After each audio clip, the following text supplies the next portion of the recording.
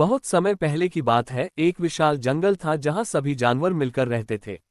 इस जंगल का राजा था एक शक्तिशाली शेर जिसका नाम राजा सिंह था। वह सभी जानवरों के बीच अपनी ताकत और शौर्य के लिए जाना जाता था।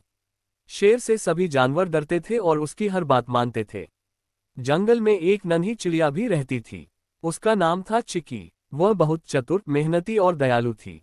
वह दिन भर जंगल में उड़ती और अपने दोस्तों से मिलती। चिकी को अपनी मेहनत और बुद्धिमानी पर गर्व था, लेकिन वह कभी घमंडी नहीं थी।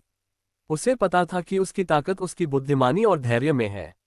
राजा सिंह अपने घमंड और ताकत के कारण कभी किसी को खास महत्व नहीं देता था।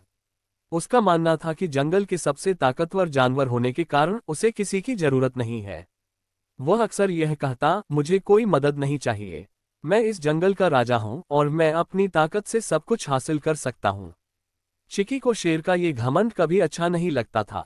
वह सोचती थी कि किसी भी प्राणी को दूसरों की जरूरत होती है, चाहे वह कितना भी ताकतवर क्यों न हो। एक साल जंगल में बहुत भीषण सूखा पड़ा। नदियां सूखने लगीं और पेड़ पौधे मुरझा गए। सारे जानवरों के लिए भोजन और पानी की कमी हो गई। जंगल के सारे जानवर इस सूखे से परेशान थे। राजा सिंह भी चिंतित था, लेकिन वह किसी से मदद मांगने को तैयार नहीं था। उसने सोचा, मैं इस समस्या से खुद निपट लूंगा। मुझे किसी की मदद की जरूरत नहीं है। शेर ने अपने तरीके से भोजन और पानी खोजने की बहुत कोशिश की, लेकिन सूखे ने सब कुछ बर्बाद कर दिया था। अब वह थक चुका था, लेकिन फिर भी किसी से सहायता मांगने में उसे संकोच हो रहा था। इधर चिकी भी सूखे से परेशान थी, लेकिन उसने हार नहीं मानी। वह दिन भर उड़ उड़कर जंगल के अलग अलग हिस्सों में पानी और भोजन की तलाश में जाती थी। एक दिन उसे एक छोटी सी झील मिली, जो अभी पूरी तरह से नहीं सूखी थी। चिकी ने सोचा, अगर मैं शेर को ये बताऊं, तो वह अपने घमंड के कारण इसे अनदेखा कर देगा। मुझे कोई योजना बनानी होगी जिससे सभी जानवरों को पानी मिल सके। चिकी ने अपनी छोटी सी चोंच में झील का पानी उठाना शुरू किया और उसे शेर के पास ले जाने लगी। शेर ने पहले तो ध्यान नहीं दिया, लेकिन जब चिकी बार बार पानी लाकर उसे पास रख रही थी, तो शेर ने उसे रोका और पूछा, तुम ये क्या कर रही हो, नन्ही चिड़िया? चिकी ने मुस्कुराते हुए कहा, महाराज, मैं जानती हूँ कि इस समय पानी की कमी है और मैं छोटी हूँ, लेकिन अगर हम सभी मिलकर प्रयास करें तो इस संकट से निपट सकते हैं।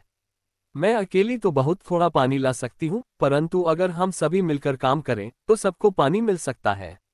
शेर ने चिकी की बातों को गंभीरता से सुना और उसके दिल में कुछ बदलाव आया।